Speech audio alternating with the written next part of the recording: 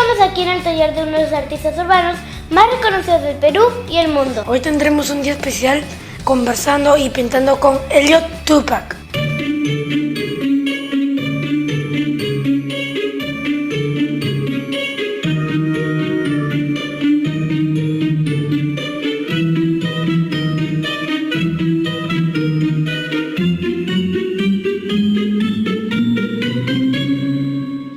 ¿Tu nombre real es Elliot Tupac? Explícanos el origen de esa combinación. Mi nombre, como figura en la partida, es Elliot Urcubaranga Cárdenas. El nombre de Tupac es un nombre, para tratar de hacerlo muy corto. Mis papás, cuando yo nací en el año 78, quiso colocarme Tupac. Y cuando fueron a sentar la partida le observaron, le dijeron, ¿por qué le va a poner a su hijo Tupac? ¿Usted quiere que a su hijo lo marginen en la escuela, le hagan bullying y todo ello? Porque era una época distinta a la que vivimos ahora. Entonces, mi papá me colocó Elliot, que es el nombre de un hermano mío anterior, que había fallecido al mes de nacido. Entonces, el Elliot, cuando me descubrí en un momento, es un nombre, digamos, en homenaje a mi hermano fallecido. Y cuando yo salgo de la universidad, ya ahí es donde empiezo a rescatar aquel nombre que no me colocaron y lo coloco para hacerlo como parte de la identidad de mi trabajo, ¿no? De hablar, o sea, hablar del mestizaje, hablar de la unificación, hablar de la idea de que las convivencias y el equilibrio siempre es posible, y por eso tengo este nombre muy local como es Tupac, y este nombre Elliot, que es como muy foráneo. ¿Por qué decidiste ser cartelista chicha? ¿Te gustaba dibujar de niño? Yo el tema del dibujo siempre lo he mantenido desde niño. O sea, me gusta mucho el dibujo, me gusta el arte en general. Era como mi primer acercamiento al mundo artístico desde pequeño, que era admirar a mi papá, por ejemplo. Mi papá era artesano, hacía mantas, hacía burilados, hacía diversas cosas y dibujaba muy bien. Entonces, desde el primer grado, mi papá como que me ayudaba con los dibujos, me explicaba, pintar la acuarela y todo. Entonces, como que agarré mucho cariño con eso. Y de pronto, cuando yo estaba en la universidad, yo seguía colaborando con mi papá, que él tenía un taller de carteles. Entonces, como me gustaba eso y lo hacía, digamos, como muy consciente de lo que estaba desarrollando con el dibujo, la serigrafía y todo eso, cuando salí de la universidad decidí prolongar eso, extenderlo y usar la serigrafía, el cartel chicha, como un elemento de comunicación y un elemento de comunicación social, ¿no? Donde pueda yo, bajo esta estética, comunicar y decir cosas que consideraba yo importantes para la sociedad.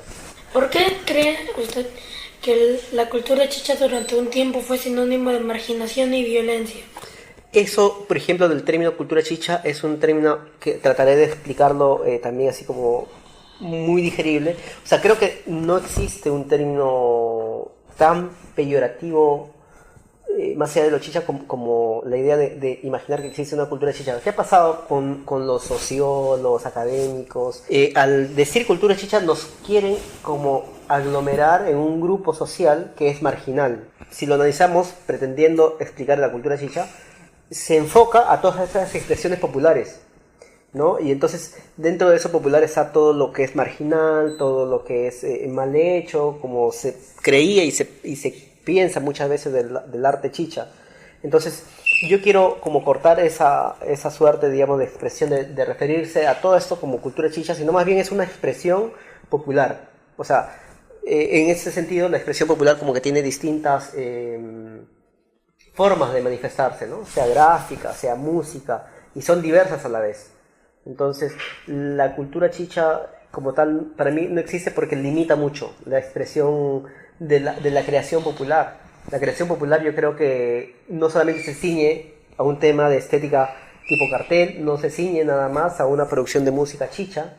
La producción popular tiene mucha riqueza. Entonces en ese sentido creo que podríamos hablar más bien como de una cultura popular peruana, una cultura popular limeña, si es el caso.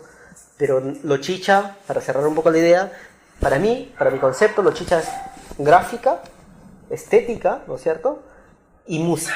O sea, esos dos pilares que conforman, digamos, una escena chicha. Todo lo demás es, digamos, como una invención caprichosa como para poder categorizar una escena y poder hablar y referirse de eso.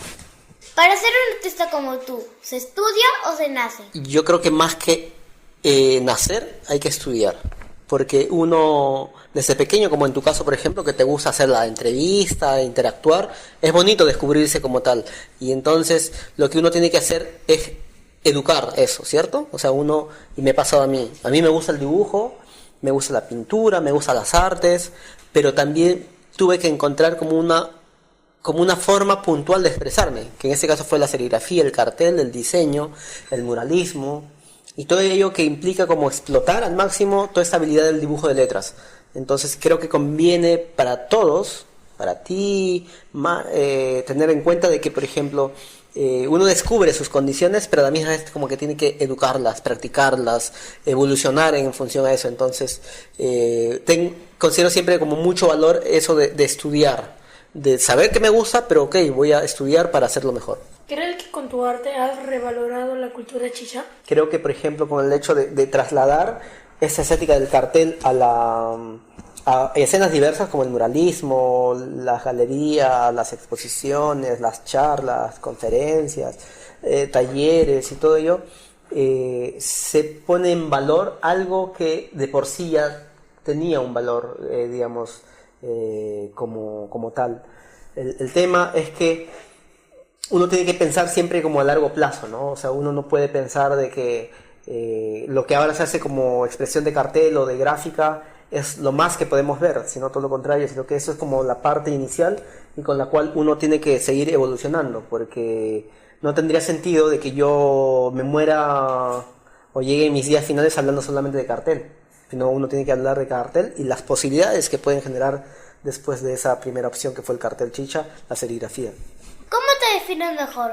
¿Como artista, comunicador o diseñador? Creo que podríamos anular la palabra artista en ese sentido. Yo me siento más comunicador. Me siento que mi función como persona es más como comunicar desde mi punto de vista algo que tiene que ver, digamos, con un contexto inmediato. Pero también ese punto de vista inmediato tiene que ver con la relación directa que yo puedo tener con ese espacio donde me toca pintar. O sea, ¿qué quiere decir? Donde yo pinto, en algún espacio público donde yo pinto, necesito saber, analizar qué cosa puedo yo dibujar o hacer para que la gente pueda identificarse ese espacio. Y luego, sobre esa gráfica, la gente ya puede como... O sea, cuando te das cuenta que con el internet ya no solamente el trabajo se ve en el lugar puntual donde lo pintaste, sino se ve en cualquier lado del mundo. Entonces uno tiene que hacer el ejercicio de que aquello que se va a ver ahora en todo el mundo, en cualquier parte del mundo, en cualquier rincón, tenga un sentido como positivo, tenga un sentido como de interpretación siempre en buena, ¿no? Nunca por eso uso palabras ofensivas, porque creo que no ayudan en absoluto a construir algo. Todo lo contrario, entonces como que todo aquello como que hace una destrucción de algo que para qué pensar en eso, o sea, todo lo contrario, creo que podemos llegar a un buen entendimiento independientemente de cada uno de su posición, ¿no es cierto? O sea, nosotros podemos hablar de algo puntual, puede que a ti te guste, puede que a mí no me guste, ¿no es cierto? Puede que a ti más o menos te guste, pero eso no puede hacer que seamos enemigos, todo lo contrario, podemos como generar lazos más importantes como la amistad. Un alcalde de Lima borró una serie de murales en las que se encontraba uno tuyo. ¿Crees que en el Perú aún no se valora al artista urbano? ¿Qué pasa cuando tenemos un alcalde o un grupo que gobierna en un momento, en este caso una entidad como la municipalidad? Es que tienen políticas muy definidas y una de las políticas que no consideran en el caso del gobierno actual municipal de Castañeda es el tema cultural. Si lo están considerando ahora es como muy pasivo, digamos, todavía su involucramiento con el tema cultural. Entonces, dentro de esa ignorancia inmediata, porque eso fue casi en cuanto empezó la gestión de Castañeda, se empezaron a borrar los murales. Entonces, esa carencia, digamos, de sensibilidad artística, de sensibilidad cultural, hace que un gobierno como el de Castañeda genere un acto incómodo, no solamente para nosotros que fuimos los ejecutores de los murales, sino también para la gente que de alguna manera convive ya con los murales. Entonces, simplemente yo lo asumo como una ignorancia de parte, digamos, del gobierno edil, y que esperemos que el siguiente gobierno, como ahora por ejemplo pasó en los gobiernos presidenciales, como que hubo temas que se puso en agenda, y a mí me parece y tengo la esperanza de que ya la siguiente, digamos, situación o suerte de elecciones municipales también ya exista una agenda inmediata con el tema cultural. Me parece que así va a pasar, me parece que se está haciendo el esfuerzo necesario de manera mancomunada, digamos, la población, ¿no es cierto? El grupo social que hace énfasis en esos temas, los comunicadores, artistas que están involucrados en todo eso, creo que se está haciendo una fuerza necesaria como para visibilizar de que la cultura también es un elemento de comunicación muy fuerte y que genera mucha, digamos, involucración entre temas, digamos, tanto sociales y políticos. ¿A qué partes del mundo has llevado tu arte y qué obras has realizado? Muchas veces he viajado como profesor de, digamos, de talleres en serigrafía, otros dentro del diseño a hacer talleres de lettering, pero también he viajado mucho pintando y pintando murales, o sea, en los espacios públicos, que es lo que me gusta hacer en verdad, pintar en espacios públicos. Entonces he podido viajar casi por toda Latinoamérica. Es algo bonito porque conoces, digamos, muchos países inmediatos, países vecinos que tienen muchas cosas en común, con algunas diferencias probablemente, pero básicamente pensando como latino. Y luego me tocó viajar a Estados Unidos, a Europa, a Francia, a Inglaterra, a Escocia, Túnez, y bueno, a la China todavía no he llegado. Algún día llegaré. ¿Cuál es tu referente en el mundo del arte para pintar y crear? Sobre la pregunta de referentes, yo soy un poco cabezadura, por ejemplo, como para buscar referentes como por nombres. Lo que siempre voy admirando es como las obras en sí. Entonces, con esta facilidad del internet, lo que hago es como poner temas que puntualmente me interesan. Por ejemplo, hagamos un ejercicio, yo digo, quiero información sobre el lettering script, entonces busco lettering script, independientemente del nombre del diseñador que sea, voy evaluando trabajos.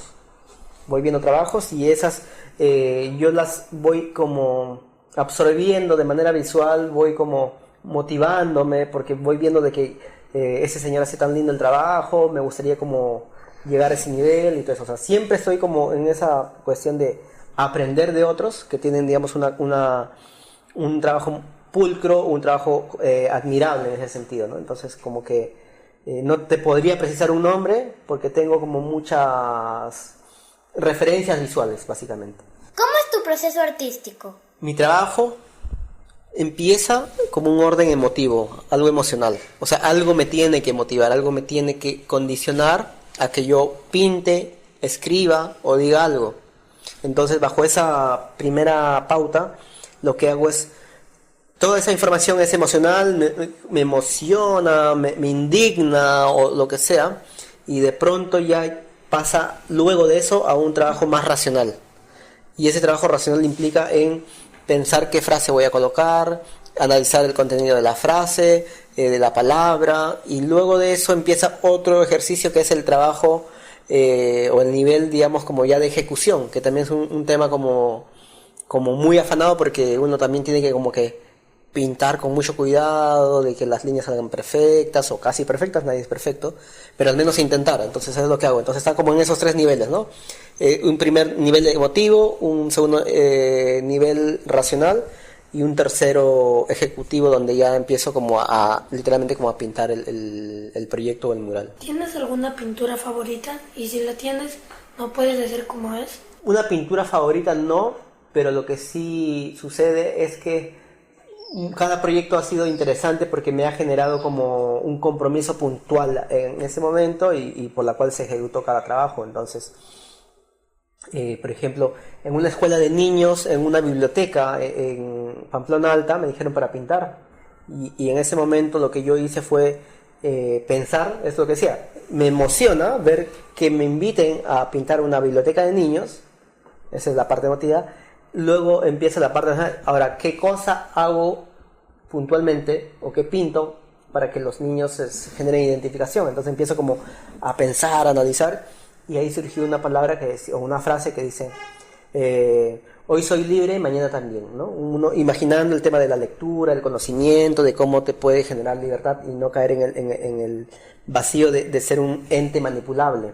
Entonces, y luego de haber pensado eso ya empieza como ese ejercicio que les decía, o sea, ahora esto, ¿cómo lo voy a ejecutar? ¿Cómo voy a pintarlo? Y ahí empieza como esa mezcla de esos tres niveles. Y agradecemos a Eli Tupac por estos hermosos cartelitos.